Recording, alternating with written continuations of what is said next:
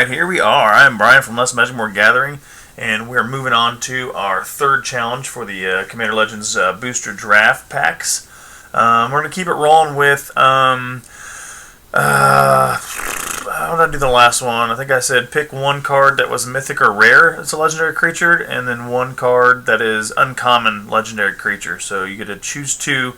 Whoever gets one right does get to choose from the duplicate stuff that I have, ranging mostly from your foils, your legendary creature cards, some of your tokens. Just depends on what I have left. I should have plenty left though, regardless of the situation. So that's what we're going for this time, and let's just get into it. Let's see what kind of cool stuff we pull out of this one. The last couple of ones have had some pretty decent stuff, that's for sure. Had some decent mythics and rares and some other things. I don't even know. I've done so many of those videos I can't remember exactly what I opened the last one, but I know it's some good stuff. So we're shooting for some big stuff. Maybe we'll land a Jeweled Lotus. I know I opened one of these booster draft packs a while back before I did some of these videos for this challenge, and I opened one. I got one. It was cool, but I wish I would have done a video. So what are you going to do? Alright, so straight into the first pack here. Like I said, you're going to make your guesses on one uncommon legendary creature. I think there's like 30 or 40 different ones in there, and then one rare or mythic legendary creature card. Make sure that you choose, when you do choose these, that you pick the ones that are in commander decks, because there's a list of legendary creatures on like websites. So if you don't pay attention to those being commanders, you're going to guess a card that's not going to show up in these packs, because I don't think you can open the commander cards out of these packs. So I would make sure you do not pick one of those. So stay within the realm of what comes out of these packs, and you might be a winner. Alright, let's make sure my cursor's out of the way. Alright, so we've got the Jalum Tome, Champion of the Flame. Oh, sorry about that. Aven Surveyor. Let's see if I can get this to zoom in a little bit better. I had it pretty good. There we go. That's what I'm looking for. Aven Surveyor. We got Angelic Gift. White ones tend to glare pretty bad, so there's not much I can do about that, at least based right now with my lighting. Dund Operative. Farhaven Elf. Eyeblight Massacre. Ancestral Blade. Fertilid.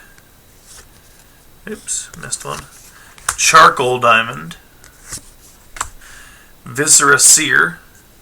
I think this is going to... Opal Palace. Like that one. That's a beautiful looking card. Just the multicolors in it. I'll get a little closer, but you see how there's a lot of greens and reds and just the horizon colors. It's pretty nasty looking. I like it. One of my favorites. Make a Stand. Uncommon. First one there. And we've got Noxious Dragon.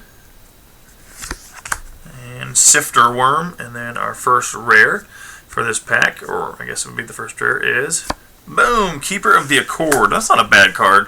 I've got the full art. I'm not sure if it was a foil or not that I pulled in one of my previous collector booster packs, but I got the full art one for sure, the extended art. It's a pretty neat card.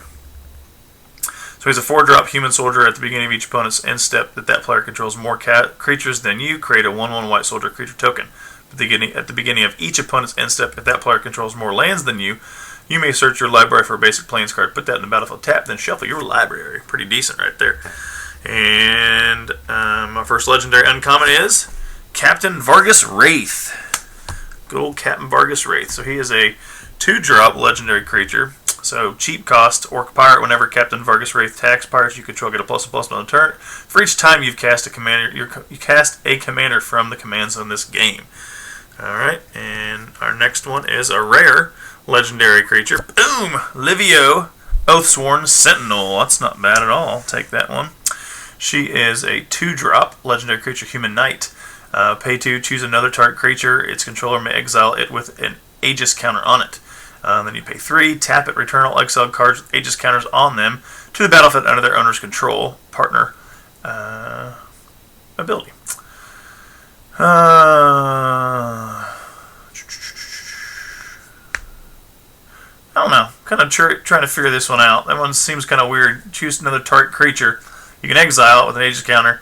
If you choose your own, obviously, and then you can pay the 3, tap it, and return all that were exiled that way. So I guess you could essentially do it to yourself. You could do it to your opponent just to get rid of them, but then you'd have to worry about pulling them back on the battlefield with that other ability. If you wanted to avoid that, I guess you would avoid that.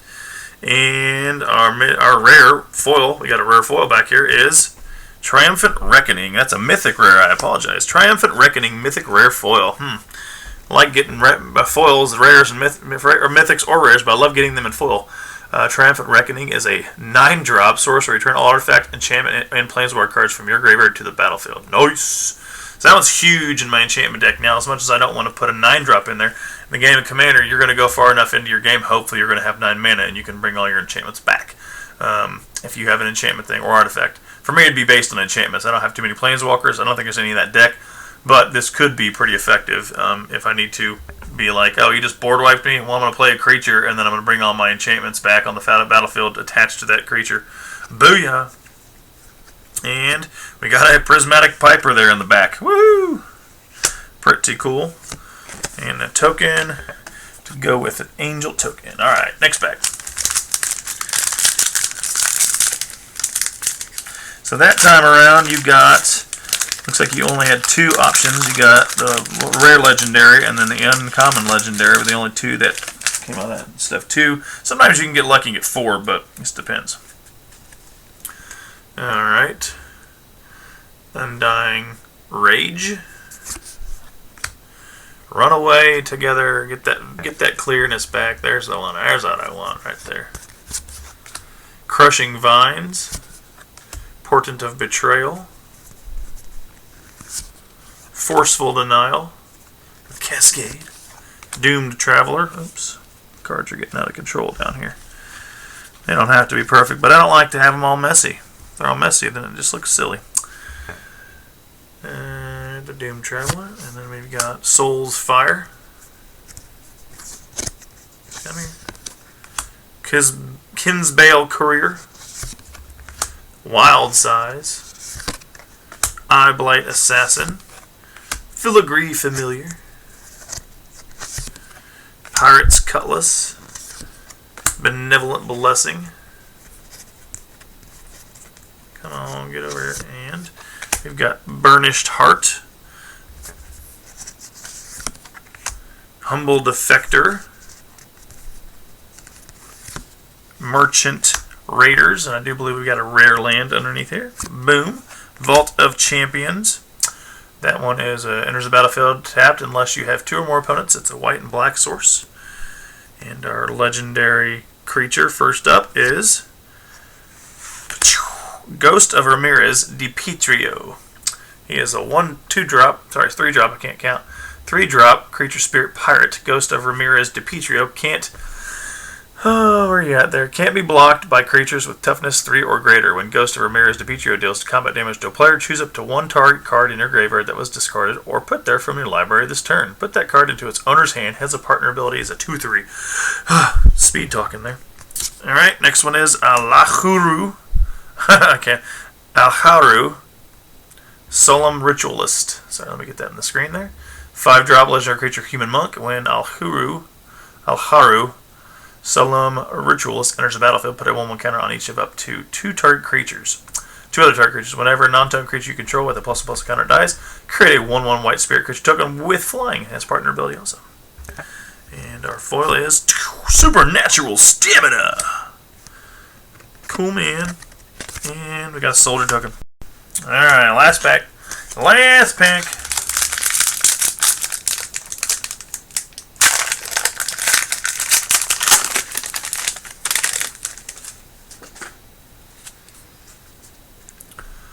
Alright, Makeshift Munitions, Trove Tracker, Hunted Cloak, Wild Celebrants, Scrap Diver Serpent, Captain's Call, Captains, Annoyed Altasaur, Sanitarium Skeleton, Fall from Favor, Slith Ascendant, Elvish Visionary, Amorphous Axe, Rupture Spire, and Intrepid Hero, Interpret the Signs, Sandstone Oracle, and Cast Down, the old beatdown card.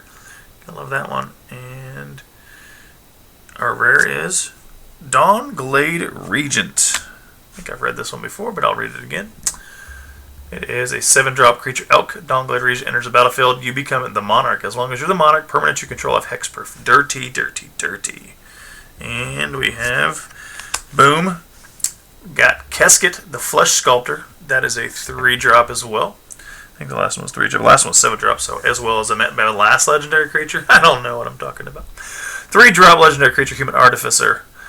Tap it, sacrifice 3 other artifacts and or creatures. Look at the top of the 3 cards of your library. Put 2 of them into your hand and the other into your graveyard. Partner ability 1/3.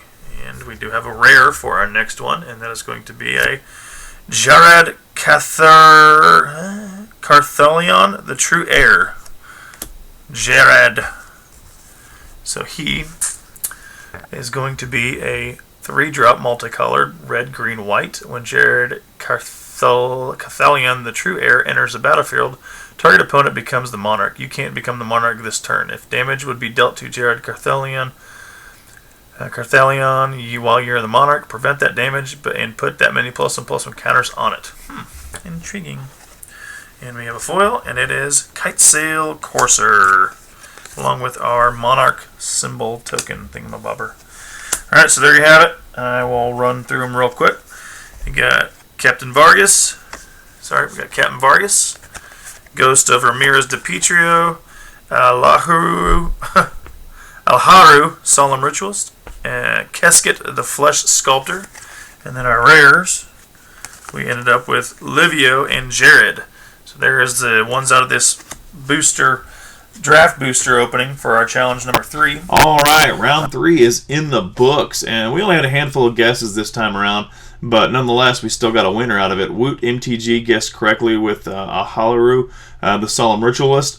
And he has elected to go ahead and choose somebody to get the cards for this round. Since he won last time, he's given his winnings away, essentially, for the next pick of cards. So that's cool for him to do that. Appreciate that. Woot. And round 4 is right around the corner. It's going to be up in a week on Friday.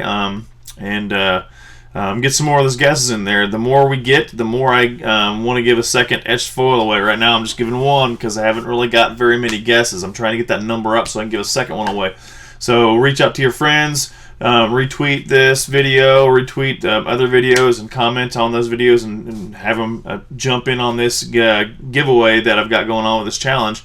And maybe we'll get some more guesses. If not, no big deal. I'll still give away the one etched-foil and then move on to something different the next time around. I'm going to work on getting some Kaldheim. Kaldheim, I guess, is how you pronounce it. I always mess it up. But open some of that stuff here soon so I can kind of keep up with the pace. I know a lot of people already got some pre-release stuff they've posted and some stuff they've been able to get access to. Well, I got my stuff in today, so I'm going to open some stuff up and get some videos going. So look out for that. Appreciate everybody participating, and I will catch you on the next video. Deuces!